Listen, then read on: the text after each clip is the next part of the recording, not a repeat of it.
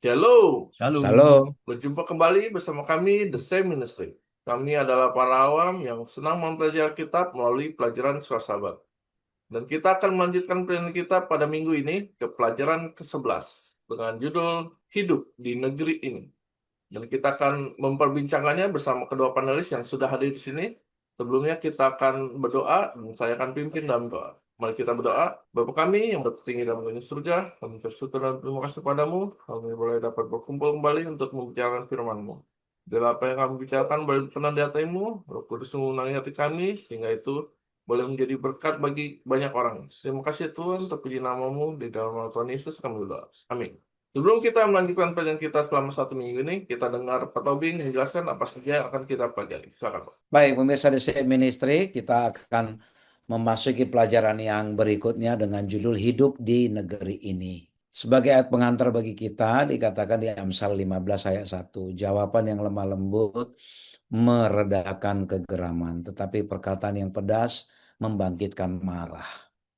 Kita mungkin bertanya-tanya, 1 triwulan ini kita belajar mengenai Joshua.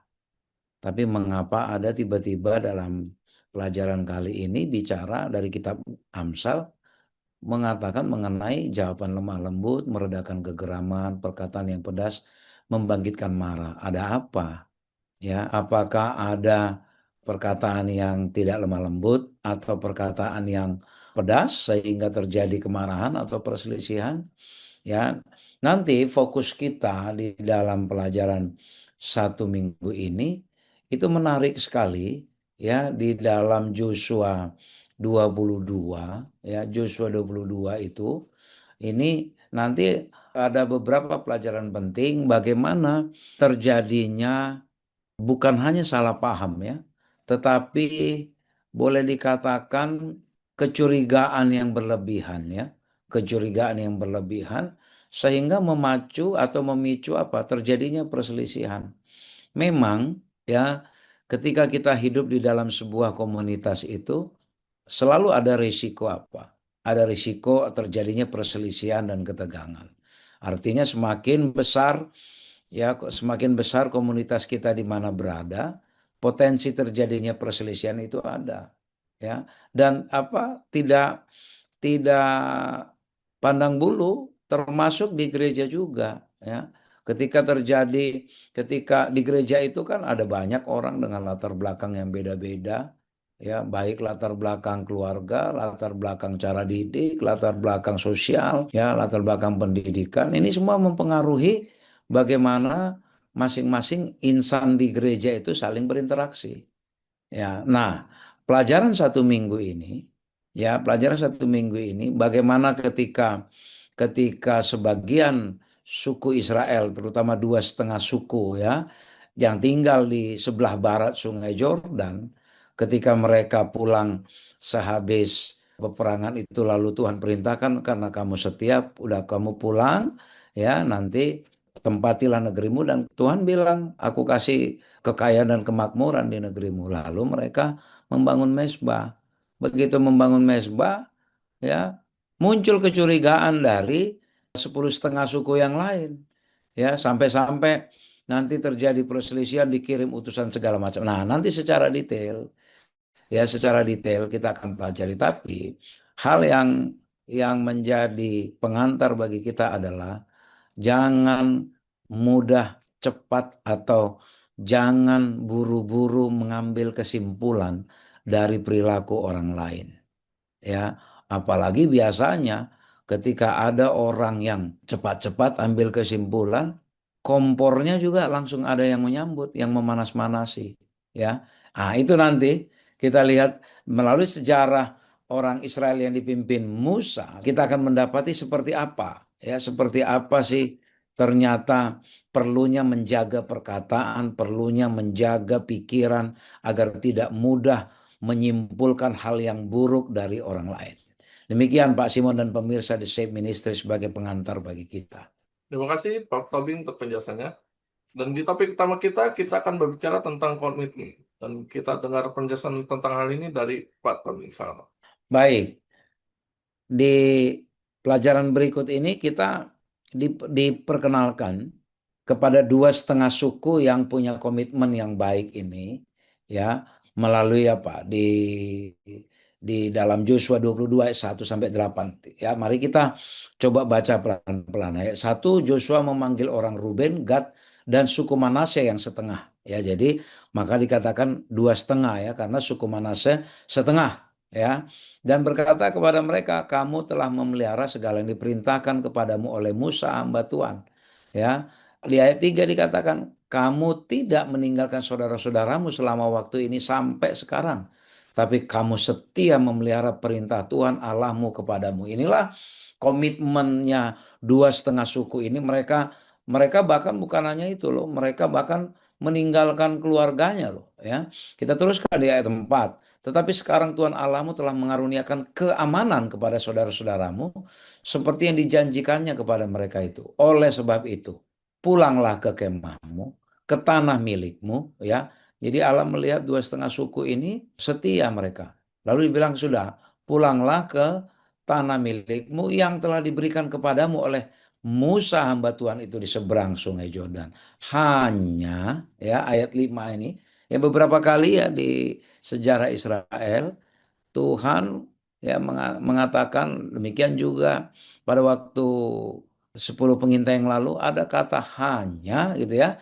Apa syaratnya? Dikatakan lakukanlah dengan sangat setia perintah dan hukum yang diperintahkan kepadamu oleh Musa hamba Tuhan itu, yakni mengasihi Tuhan Allahmu, hidup menurut segala jalan yang ditunjukkannya, tetap mengikuti perintahnya, berpaut padanya dan berbakti kepadanya dengan segenap hatimu dan dengan segenap jiwamu. Inilah pesannya Joshua kepada mereka. Oleh karena apa? Joshua melihat dua setengah suku ini, ya, komit sekali mereka mengikuti apa yang diperintahkan Tuhan, sehingga apa? Sehingga 10 setengah suku yang lain juga merasakan keamanan yang Tuhan berikan melalui apa? Melalui peran kedua setengah suku itu. Oleh karena itu Joshua sudah pulanglah kamu ke tanah milikmu, ya, tapi lakukanlah dengan setia, ya, apa yang diperintahkan Musa hamba Tuhan itu. Ya, lihat bagaimana Joshua walaupun dia tokoh yang besar, tapi dia tetap menghormati seniornya.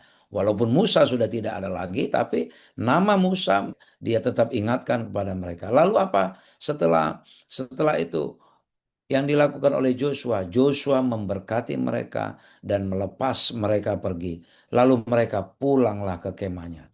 Kepada suku Manase yang setengah telah diberikan Musa sebagian mereka di mana? Di Basan. Kepada setengah suku yang lain lagi, Joshua berikan bagian mereka di mana? Di sebelah barat Sungai Yordan. Inilah yang ikut dengan orang Ruben dan orang Gad. Ya, lagipun ketika Joshua melepas mereka pergi ke kemah mereka, setelah memberkati mereka, maka ia berkata kepada mereka, pulanglah ke kemahmu dengan kekayaan yang banyak dan dengan sangat banyak ternak, dengan perak, emas, tembaga, besi, dan dengan pakaian yang sangat banyak. Bagilah dengan saudara-saudaramu jarahan yang dari musuhmu itu. Jadi, ya, setelah mereka selesai perang memang adalah hal yang biasa. Ya, setelah perang, ya, barang-barang milik bangsa atau negeri yang dikalahkan itu menjadi milik yang memenangkan peperangan. Lalu apa? Secara khusus Joshua memberkati, bukan hanya memberkati dengan perkataan, tapi juga memberikan jatah kekayaan yang banyak, ya, ternak, perak, emas, tembaga, besi, bahkan pakaian-pakaian yang apa? Yang sangat banyak. Dan dibilang bagi-bagilah ini, ya, bagi-bagi ke saudara-saudara.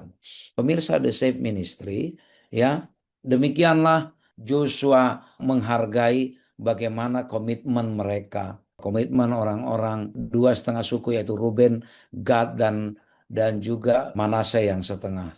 Dan bagaimana juga apa? Mereka mendapatkan bagian dari hasil perjuangannya itu. Dan memang pemirsa The Save Ministry sangat penting kesetiaan terhadap Allah. Sama seperti nasihat Joshua, pesan Joshua kepada mereka. Hanya, katanya, lakukanlah dengan setia apa yang diperintahkan oleh Musa hamba Tuhan itu. Jadi kesetiaan itu, ya, memang kita mengakui dan menerima bahwa keselamatan kita satu-satunya hanyalah oleh karena belas kasihan Tuhan, oleh karena kasih karunia Tuhan, sama seperti orang Israel, hanya karena inisiatif Tuhan mereka keluar dari Mesir, menyeberangi Laut Teberau, demikian juga menyeberangi Sungai Yordan. Namun sebagai bukti kebergantungan kita menerima belas kasihan dari Tuhan itu, kita apa? Kita tunjukkan melalui apa? Kesetiaan kita, komitmen kita, ya, komitmen kita. Kalau kita tetap setia dengan panggilan yang lebih tinggi, sama seperti mereka kedua setengah suku ini, ya, yang tinggal di sebelah barat Sungai Yordan, ya, walaupun seolah-olah terpisah oleh batas geografis, dipisahkan oleh sungai, ya, tapi mereka, ya, mereka setia, ya, melakukan apa? Melakukan tugas yang diberikan oleh Joshua kepada mereka, walaupun itu adalah apa? Perintah dari Tuhan. Nah, pemirsa The Safe Ministry, kesetiaan kita di dalam memenuhi panggilan yang Tuhan berikan kepada kita, itu bisa memotivasi kita agar terus maju dan terus tetap berpendirian teguh. Karena apa? Karena tugas yang kita hadapi semakin hari semakin berat. Ketika kita lulus dalam satu hal, kita akan dihadapkan kepada kesulitan yang lain. Ketika kita lulus dalam kesulitan yang lain itu, muncul lagi kesulitan yang lain lagi. Ya, sama seperti pelajaran bagaimana Rasul Paulus, ya, yang begitu luar biasa di dalam pelayanannya. Ya, tetapi Rasul Paulus apa? Semakin dia menyelesaikan satu tantangan, semakin sulit lagi dihadapi tantangan yang berikut. Tapi kesetiaan dia di dalam pelayanan itu yang membuat dia menjadi apa? Membuat dia menjadi semakin bergantung kepada Tuhan, dan akhirnya dia pada tahap dikatakan bahwa hidupku bukan aku lagi, tetapi apa? Tuhan yang hidup di dalam aku. Nah, pemirsa The Safe Ministry, biarlah komitmen dari dua setengah suku, yaitu orang Ruben, Gad, dan separuh orang Manase yang tinggal di seberang di barat Sungai Yordan ini menginspirasi kita juga bagaimana kita menanggapi panggilan-panggilan yang datang kepada kita, panggilan dari Tuhan melalui apa pekerjaan Tuhan, apapun ya, masing-masing kita sebenarnya telah diberikan kesempatan untuk melayani, ya, dengan cara kita masing-masing sesuai dengan yang dipercayakan Tuhan kepada kita. Tapi pertanyaannya, bagaimana kita menanggapi itu? Apakah kita penuh dengan komitmen di dalam kesetiaan melakukannya? Demikian Pak Simon dan pemirsa The Safe Ministry. Terima kasih Pak Tobing untuk penjelasannya. Setelah kita membicarakan tentang komitmen, dan di topik kali ini di hari Senin, kita bicara tentang tuduhan. Dan kita dengar penjelasan tentang hal ini dari Pak Fajar. Silakan. Ya, Pak Simon dan pemirsa di sini Ministry. Pelajaran ini, pelajaran yang ke-11 ini bagus ya. Jadi banyak yang bisa kita ambil, mungkin kita bisa terapkan juga di dalam gereja ya. Dalam gereja bagaimana menyelesaikan sebuah konflik atau tuduhan ya. Kadang-kadang kita overthinking ya. Apa yang dilakukan oleh mungkin saudara kita atau sebagian umat-umat Tuhan, kita langsung menduga, overthinking dengan hal-hal yang negatif, padahal mungkin tujuannya adalah positif gitu ya. Nah, ini menjadi satu pelajaran dari Joshua dan bangsa Israel itu sendiri. Nah, kira-kira apa ini? Nah, di dalam Joshua pasal ke-22 ayat 9 sampai yang ke-20, ini kan sebetulnya kan diceritakan bahwa ada ibaratnya seperti perseteruan antara 9,5 suku maupun 2,5 suku. 2,5 suku itu Ruben, Gad, dan Manase. Itu mereka tinggal di seberang Sungai Yordan, di seberang Sungai Yordan, di sebelah timur Sungai Yordan. Sehingga mereka itu tidak bisa menyaksikan, pandangannya itu tidak bisa menyaksikan kemah pertemuan ya, kemah pertemuan di seberang Sungai Yordan di sana ya. Nah, apa yang mereka lakukan, dua setengah suku ini yang mereka lakukan? Mereka mendirikan sebuah mezbah ya, mezbah ya, menyusun sebuah batu-batu gitu ya di seberang Sungai Yordan di sebelah timur ya.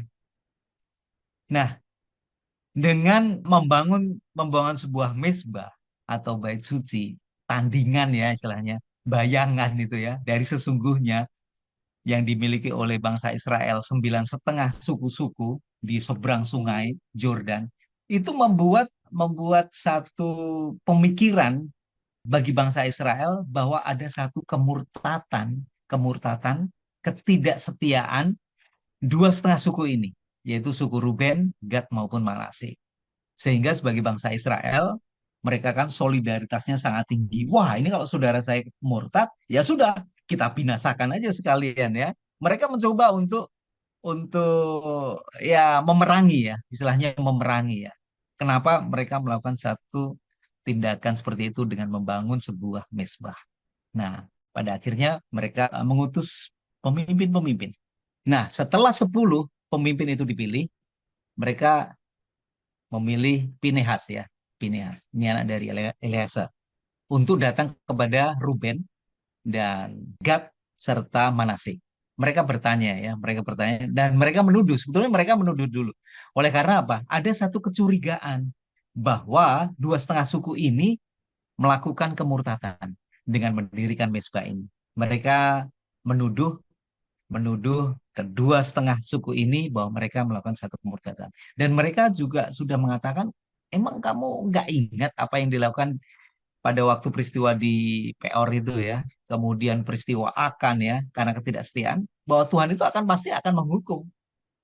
Jadi tuduhan-tuduhan ini dilancarkan oleh bangsa Israel kepada dua setengah suku ini. Nah, apakah ini merupakan satu tindakan wajar ya? Apakah tindakan ini wajar, manusiawi ya? Mungkin barangkali ya. Kita juga mungkin berpikir yang sama. Contohnya ini ya, contohnya ya, kita akan jauh lebih mudah memahami. Di sebuah gereja dengan berbagai semua anggotanya itu berada di lokasi yang berbeda, yang cukup jauh dari gerejanya. Kemudian salah satu anggotanya mungkin ngajak yang lain yang rumahnya itu jauh, membuat sebuah kebaktian tandingan gitu ya. Misalnya hari Sabat gitu ya, hari Sabat mereka membuka berkumpul di satu tempat, bukan di gereja di situ tuh, bukan di gereja utama ya, membuat sebuah satu ibadah ya, karena memang mungkin jauh ya, dipikir jauh. Nah, bagi gereja, mereka dengar, oh ini kok tiap Sabat kok nggak masuk begitu ya, kok nggak masuk, mereka malah justru membuat tandingan. Jangan-jangan mereka sudah terpapar oleh faham yang berbeda dengan doktrin yang berbeda, pengajaran yang berbeda. Wah, ini mereka sudah mau memisahkan diri. Nah, ini ya. Ada satu, apakah itu wajar? Wajar saja ya. Ya sah-sah saja sebetulnya tuduhan. Kenapa kok biasanya datang ke gereja, ini mereka tidak mau datang, kemudian malah justru membuat satu satu ibadah satu tandingan. Nah, ini contohnya ya.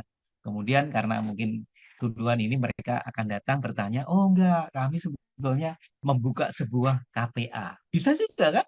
Ya, perkumpulan KPA, kemudian kami juga mengundang orang-orang di sekitar sini. Kemudian yang kedua, kami terlalu jauh gitu ya. Jadi karena terlalu jauh dengan gereja kami datang, kami lebih baik ini ya. Nah, masalahnya apa? Masalahnya mereka nggak berkoordinasi dengan para pemimpin, jadi main tabrak saja. Nah, begitu juga dengan 10 pemimpin bangsa Israel ini. Mereka lupa berkonsultasi dengan Joshua. Kan di situ masih ada Joshua. Kemudian mereka lupa juga berkonsultasi dengan Eleazar. Sehingga tidak heran tuduhan-tuduhan ini itu muncul ya.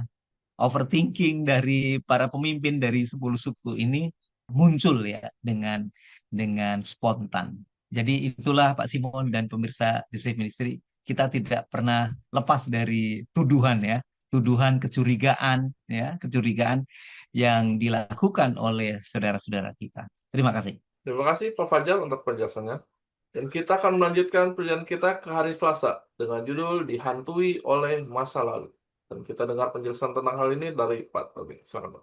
Baik, pemirsa The Same Ministry tadi sudah sangat gamblang dijelaskan panelis Saudara Fajar bagaimana kisah perselisihan oleh karena kecurigaan yang berlebihan dan bahkan contoh penerapannya di kehidupan saat ini. Jadi memang ya ini satu pelajaran bagi kita ya, kita kecenderungannya langsung mudah menuduh orang. Hanya beda sedikit saja dari kita sudah langsung anggap ya, kalau dalam bahasa ekstrim, wah ini sesat ini ya ini. Jadi kan yang disampaikan ya, yang diulas Saudara Fajar tadi kan kira-kira seperti itu. Gampang sekali kita menyesatkan, menganggap orang lain sesat hanya oleh karena berbeda. Kok tempatnya nggak di sini? kok mereka bikin di sana? Ini batu-batu mulai muncul ya. Lalu apa yang terjadi gitu ya? Karena reaksi yang berlebihan ini, kemudian diputuskanlah diutus-utusan. Wah, ini bayangkan ini. Diutus-utusan dari setiap suku dan bahkan ya bukan hanya utusan dari setiap suku, dibantu lagi oleh Pinehas ya anaknya Eleazar atau cucunya Imam Harun ya. Nah, jadi diutus kenapa Pinehas? Oh, pernah pada waktu orang Israel di Sitim, pada waktu orang Israel di Sitim, orang Israel itu mulai melakukan perzinahan dengan orang-orang di situ. Kawin mawin dengan orang-orang yang tidak kenal Tuhan. Kemudian mereka pun mengikuti penyembahan-penyembahan berhala yang dilakukan oleh orang kafir. Apa yang terjadi? Pada saat itu Pinehas tampil sebagai ya tokoh orang yang berani membinasakan kebiasaan perzinahan dan penyembahan berhala pada saat itu. Bahkan ada banyak yang yang mati dibinasakan pada saat itu. Nah, harapannya mereka bawa juga ini juru, mungkin di bayangan mereka bukan juru negosiasi ya, bukan diplomat, tapi harapannya nanti Pinehas yang berani membinasakan itu juga akan bertindak, membinasakan batu-batu mesbah yang dibangun oleh 2,5 suku ini. Biar nanti dihabisin ini semua nanti sama Pinehas. Bayangan mereka seperti itu. Ya keberanian Pinehas. Tapi terima kasihnya adalah Pinehas. Ya Pinehas adalah orang yang sangat bijak. Dia tidak serta-merta langsung membinasakan atau mengobrak-abrik mesbah yang dibangun oleh suku Ruben, Gad, dan setengah Manasya ini. Ya, mereka tanya baik-baik dan akhirnya ternyata Pinehas melihat hal yang bagus kok mereka buat. Nggak ada apa-apa ini. Nah gitu ya, nggak ada apa-apa. Nah ini pemirsa The Safe Ministry sekali lagi menyambung yang sudah disampaikan oleh panelis Saudara Fajar. Hal-hal seperti ini sering terjadi di dalam kehidupan kita juga bergereja. Hanya beda sedikit saja, baik tempat maupun cara, kita sudah langsung gampang sekali menyesatkan. Hanya beda sedikit liturgi, ibadah, langsung kita anggap orang lain sesat. Hanya beda sedikit cara bernyanyi, orang lain sesat. Hanya beda sedikit cara berdoa, ya, orang lain kita anggap sesat, ya. Dan bukan hanya itu, masih sesama kita yang di dalam iman kekristenan secara spesifik di Advent pun kita langsung anggap sesat, ya. Nah, ini hal-hal seperti ini. Ada yang kebiasaan bernyanyi tidak menggerakkan badan, dengan ada yang mengangkat tangan langsung kita anggap sesat yang mengangkat tangan. Ini pelajaran-pelajaran penting ya bagi kita ya. Jangan walaupun mereka ketika melemparkan tuduhan itu apakah atas nama pribadi? Bukan, atas nama Tuhan. Ya, atas nama Tuhan. Hati-hati. Ya, sering sekali kita ya ke kefanatikan kita. Ya, kefanatikan kita atau dalam bahasa lain yang lebih keras sebenarnya kebigotan kita, kefanatikan kita itu ya mendorong kita mudah menghakimi dan bahkan mudah sekali kita membawa-bawa nama Tuhan seolah-olah kita adalah orang yang diutus Tuhan untuk menjadi hakim terhadap orang lain. Di bayangan mereka yang 10,5 suku ini, habisin aja nih semua ini. Ya bawa Pinehas. Ya ini udah nggak benar mereka ini. Ya ini apa ini? Mungkin di dalam bayang mereka ini batu-batu apa ini? Gitu ya. Kalau kalau kita kalau kita lihat di Joshua 22 ini apa maksud dari batu-batu ini gitu ya kira-kira di pelajaran di hari Senin ya disampaikan ini apa maksudnya batu-batu ini? Ngapain ada di batu ini? Kenapa nggak ibadah di sana saja gitu ya? Kalian mau bikin tandingan, mau bikin Allah yang baru, gitu. Ya, jadi pemirsa The Safe Ministry kadang-kala ya. Ketika kita merasa bahwa kita inilah orang yang benar, hanya kita yang benar, ya hati-hati sama seperti teguran Yesus kepada orang Yahudi dulu, ya. Dikatakan kepada orang-orang yang mengaku dirinya benar, maka Yesus memberi pelajaran apa? Perumpamaan orang Farisi dan pemungut cukai yang beribadah. Persis kira-kira seperti itu. Ya, pemirsa The Safe Ministry, boleh saja kita dihantui oleh pengalaman buruk kita di masa lalu. Tapi janganlah pengalaman buruk kita di masa lalu itu membuat kita berimankan secara gegabah, ya, sehingga kita mengambil alih yang sebenarnya bukan peran kita, tetapi itu adalah peran Tuhan. Ini semoga menjadi pelajaran yang mahal bagi kita, agar kita sangat berhati-hati ketika kita hidup di dalam sebuah komunitas, baik di komunitas keluarga, komunitas tempat kita bekerja, bermasyarakat, terutama juga komunitas bergereja. Janganlah kesetiaan kita menurut ukuran kita ini kita pakai untuk mencurigai dan menghakimin, ya, keyakinan orang lain, bahkan yang satu iman dengan kita. Hati-hati. Banyaklah berkonsultasi dengan Tuhan agar kita tidak mudah menghakimi orang lain. Kira Tuhan memberkati kita, Pak Simon. Terima kasih Pak Tobing untuk penjelasannya. Dan kita akan melanjutkan pelajaran kita ke hari Rabu dengan judul Jawaban yang Lembut. Dan ini mungkin berhubungan dengan ayat hafalan yang telah disampaikan oleh Pak Tobing sebelum dimulai pembahasan ini. Silakan Pak Fajar menjelaskannya. Ya, Pak Simon dan pemirsa di Stream Ministry ya. Saya senang sekali yang disampaikan Saudara Elvin. Saya menggarisbawahi ada satu istilah kebigotan ya, kefanatikan bagi umat-umat Tuhan ya, sehingga menimbulkan satu reaksi berlebihan, reaksi yang berlebihan mencurigai sesuatu ya, mencurigai sesuatu. Nah, seperti tadi kata Pak Simon, mari kita coba baca dalam Amsal 15 ayat 1. Jawaban yang lemah lembut meredam murka, tetapi perkataan yang pedas membangkitkan amarah, membangkitkan amarah. Nah, ini salah satu yang kita bahas, jawaban lembut. Bagaimana kalau kita menghadapi tuduhan, sangkaan, dugaan yang sangat serius ya, mungkin kepada diri kita, atau mungkin ada orang lain yang menuduh kepada sesama anggota jemaat. Apa sih sikap kita yang mesti harus kita tonjolkan ya?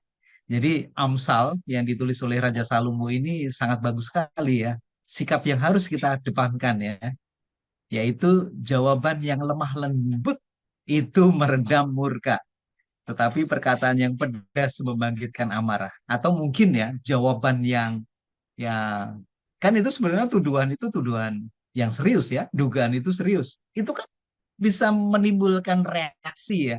Kita yang menerima yang dituduh itu langsung jadi naik itu ya, tensinya jadi naik ya. Tapi Amsal sendiri menyatakan harus tetap lemah lembut. Artinya bahwa ada satu pelajaran yang bisa kita ambil, yaitu roh kesabaran. Kesabaran ya.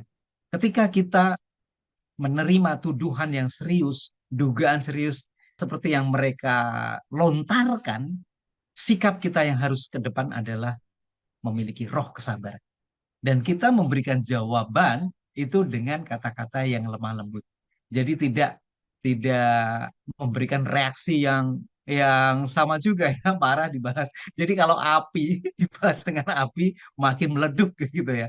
Tetapi kalau kita memiliki sifat air, kesabaran, ketenangan, kelemah lembutan, maka amarah itu akan reda.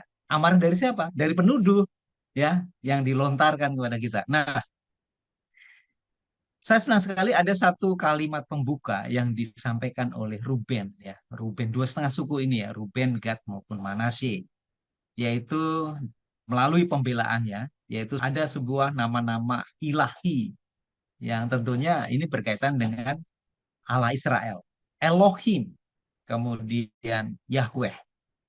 Jadi kata-kata ini disebutkan, disampaikan itu sampai 2 kali. Artinya apa? Artinya bahwa tuduhan mereka itu salah ya. Bahwa yang dituduh ini mereka masih tetap mengedepankan ya kata-kata Elohim ya, nama Tuhan. Mereka masih ingat kepada Tuhannya. Jadi you jangan jangan menuduh yang asal-asalan. Gue itu masih ingat sama Tuhan kami gitu ya. Ini ya, sampai disebutkan 2 kali. Artinya apa? Kalau sampai 2 kali, itu merupakan satu pernyataan yang sangat serius ya, sangat serius. Bahwa mereka masih tetap kepada Tuhannya dia. Jadi tuduhannya itu adalah salah. Kemudian, kedua suku ini juga mengakui pertanggungjawaban mereka di hadapan Tuhan. Dengan meminta dia untuk melakukan pembalasan. Artinya, seseorang atau kelompok yang dituduh itu masih memiliki satu tujuan yang sama dengan penuduhnya. Kan tuduhannya dari kelompok yang satu yang 9,5 itu bahwa mereka murtad ya. murtad, kemudian mereka tidak setia kepada Tuhan, dan mereka nanti pasti akan dihukum gitu ya, pasti akan dihukum oleh Tuhan. Nah, yang dituduh, pihak yang dituduh, yaitu dua setengah suku ini, yaitu Ruben, Gad, dan Manase, menyatakan, ya ini tanggung jawab kami. Artinya dia mencoba untuk menyelaraskan tujuan mereka sama-sama. Bahwa dengan menyerahkan itu kepada Tuhan, bahwa mereka itu bertanggung jawab, dan menyerahkan kepada Tuhan bahwa Tuhan akan memberikan hukumannya, itu sudah diakui juga oleh yang dituduh. Biarlah kalau gitu, biarlah. Ini kan tanggung jawab kami. Kalau memang Tuhan melihat bahwa apa yang dilakukan oleh kami itu salah, biarlah Tuhan menghukum. Ya kan? Ini kita lihat teknik komunikasi, skill komunikasi yang di yang disampaikan ya sebagai respon dari Ruben Ruben, Gad maupun Manase ini sangat bagus sekali ya. Artinya menyamakan persepsi tujuan bahwa oke, kita serahkan kepada Tuhan. Kalau memang ini salah di hadapan Tuhan, ya kami menerima, ini tanggung jawab kami bahwa kami siap untuk dihukum. Wah, ini luar biasa sekali ya, menyamakan satu tujuan. Kemudian tadi menyebut nama Tuhan. Artinya bahwa istilahnya menggagalkan dugaan mereka bahwa kita lupakan Tuhan, katakan bahwa ini ya Tuhan, Elohim, bahwa kami masih tetap menyembah kepada Tuhan. Nah, kemudian dua setengah suku ini menyampaikan kepada sembilan setengah suku bahwa batu-batu yang didirikan, itu sebagai peringatan, sebagai batu peringatan, karena mereka tidak bisa melihat jauh ya, karena kan itu kan di seberang Sungai Jordan ya, sehingga karena jauh nanti takut ya, ada satu kekhawatiran dari dua setengah suku ini, keturunan mereka nanti akan melupakan Tuhan, jadi mereka membuat satu batu peringatan. Nah, inilah yang perlu kita pelajari, pelajaran yang bisa kita ambil, yaitu ada satu roh kesabaran, ketenangan. Nyatakan bahwa kita itu adalah penyembah Tuhan yang sama. Kemudian nyatakan bahwa itu adalah tanggung jawab kita semuanya. Bahwa kalau memang memang ini tidak berkenan kepada Tuhan, biarlah Tuhan yang akan menghukum kita. Demikian pemirsa The Safe Ministry. Semoga dapat dipahami oleh pemirsa The Safe Ministry. Terima kasih Pak Fajar untuk penjelasannya. Dan di hari Kamis ini kita akan mempelajari tentang resolusi konflik. Dan kita dengar penjelasan tentang ini dari Pak Fajar. Selamat. Iya, Pak Simon dan pemirsa The Safe Ministry. Nah, sekarang ya, apa yang perlu kita bahas? Bagaimana tentang penyelesaian dari konflik ini? Resolusi konfliknya bagaimana ya? Ini kan kedua belah pihak berseteru ini ya. Mereka sudah bertemu, kemudian masing-masing sudah melontarkan ya. Yang satu itu melontarkan tuduhan, yang satu memberikan pembelaan. Jadi memang seimbang, sangat fair, adil ya. Yang satu menyampaikan, kemudian yang satu memberikan pembelaan, jawaban. Nah, sekarang resolusi dari konflik ini, pemecahan konflik ini.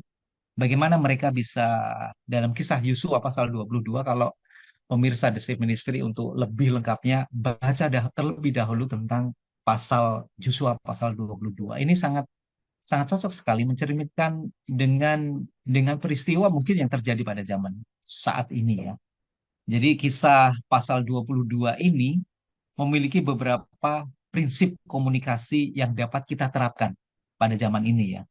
Tentunya dalam hubungan antar manusia, ya, yaitu hubungan antar anggota jemaat ya, anggota jemaat gereja dalam kehidupan sehari-hari, bahkan mungkin di dalam keluarga itu sendiri, dalam satu keluarga, kemudian komunitas, gereja, bahkan bagaimana cara mengatasi konflik antar masyarakat ya.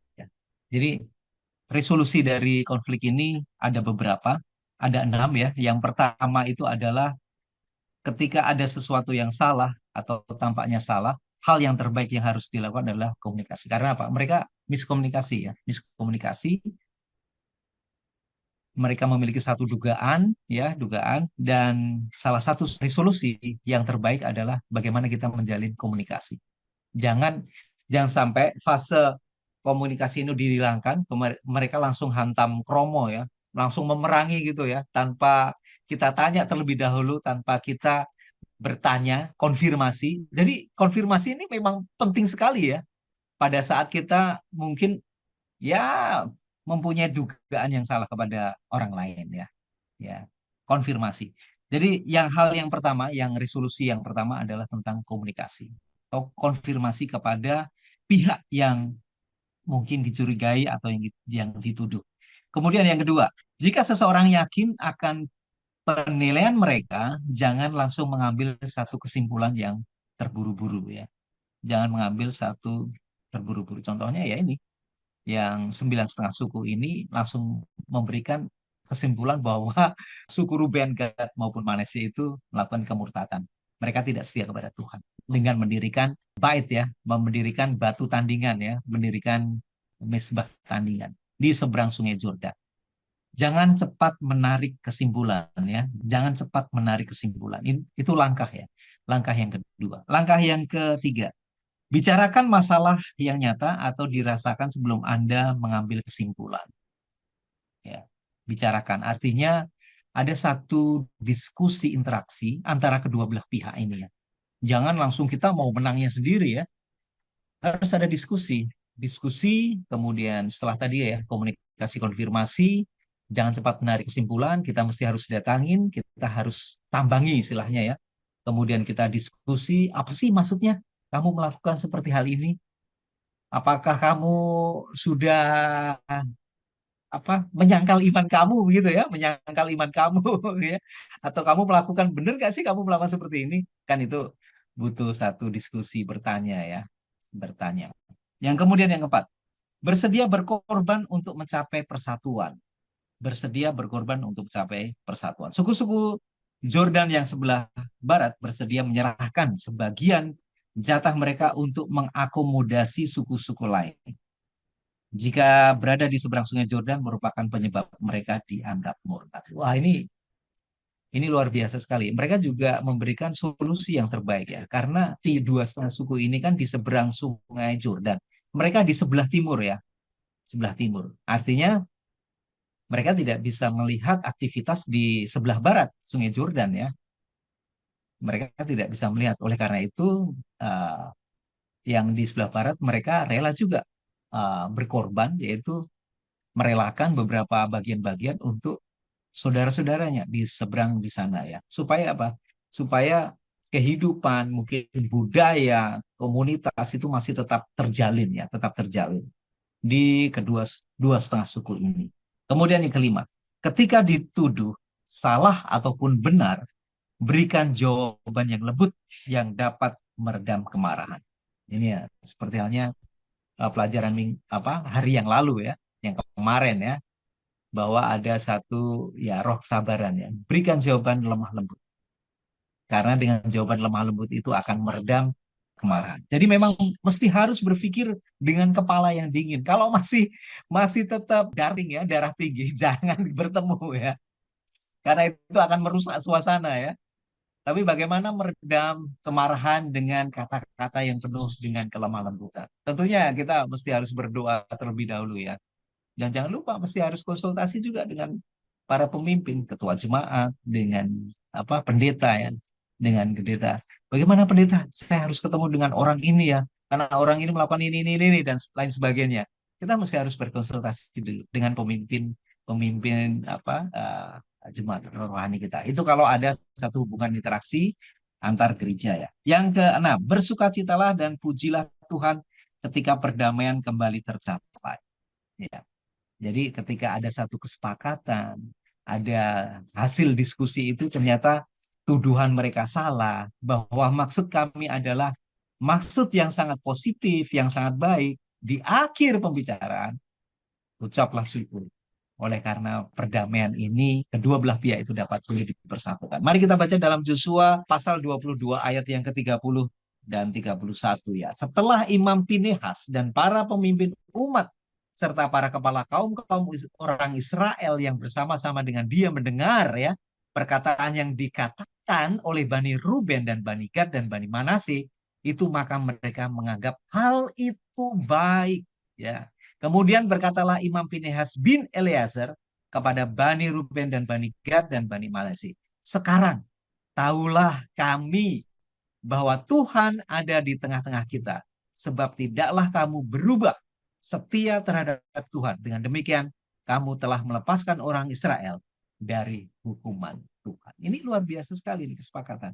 Ada satu statement, pernyataan dari orang yang menuduh bahwa tuduhannya itu salah, ya mereka mengakui ternyata tidak seperti yang mereka tuduhkan, bahwa mereka masih tetap setia kepada Tuhan.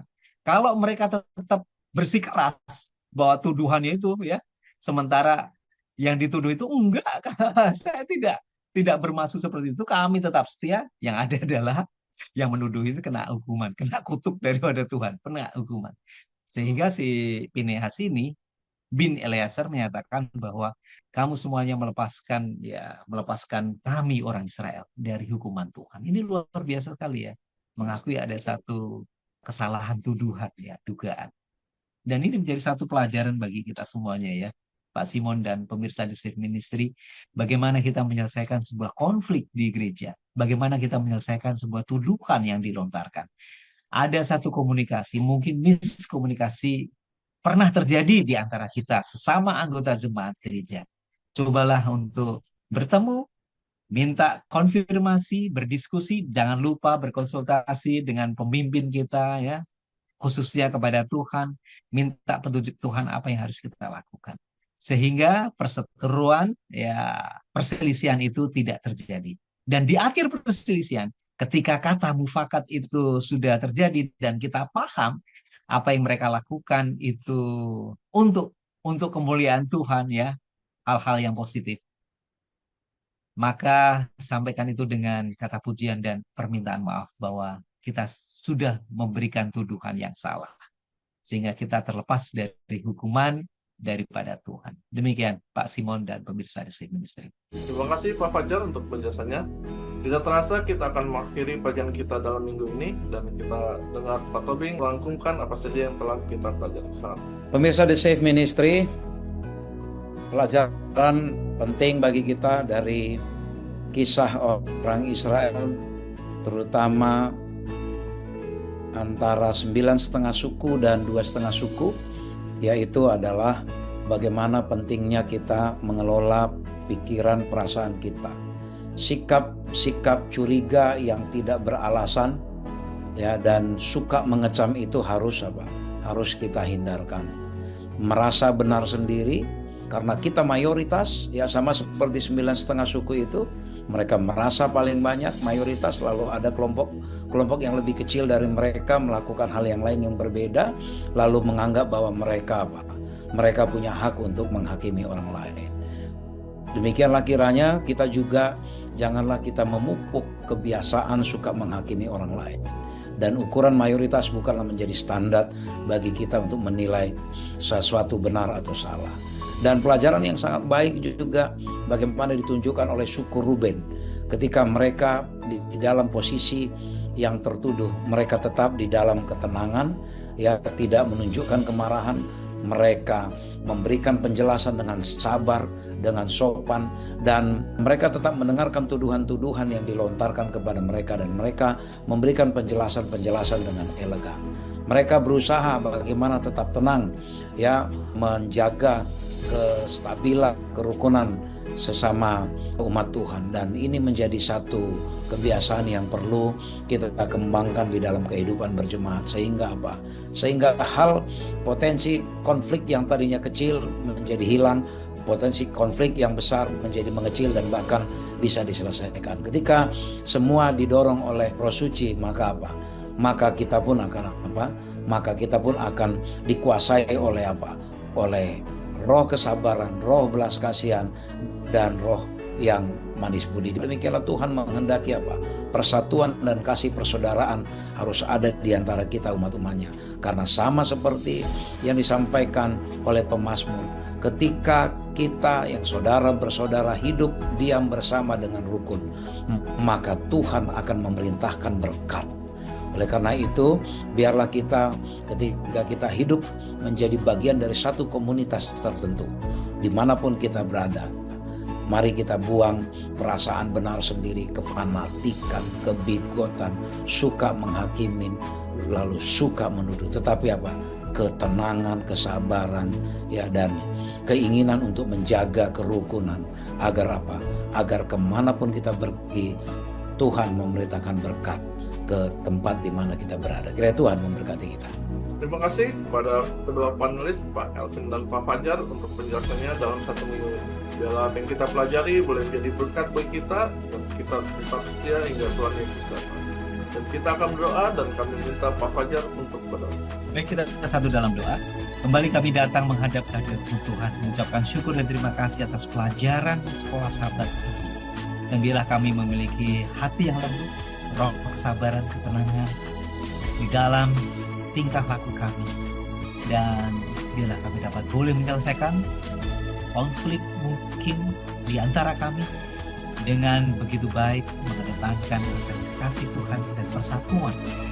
Biar kami dapat boleh berjalan beriring dan satu sama lain bergandengan tangan untuk memajukan pekerjaan Tuhan di atas dunia ini. Sembari kami nanti akan mendengar Engkau yang tidak akan mati. Kiranya Tuhan akan sanggupkan kami menjadi tangan kepanjangan Tuhan dengan karakter sifat kasih Yesus ada di dalam setiap hati serta pikiran kami. Dan biarlah itu hanya untuk kepujian dan bagi nama Tuhan. Doa yang tidak lain sempurna ini kami serahkan semuanya di dalam tangan Yesus Kristus penebus dan juru selamat kami. Amin. Amin. Terima kasih kepada para pemirsa yang telah menyaksikan video ini. Biarlah ini boleh menjadi berkat bagi kita. Jika Anda berkenan, Anda boleh suka video ini, berlangganan channel kami, komen dan membagikannya agar orang lain juga boleh dapat berkat. Dan kita akan bertemu di pelajaran berikutnya di minggu depan. Shalom. Shalom. Shalom. Tuhan Tuhan memberkati.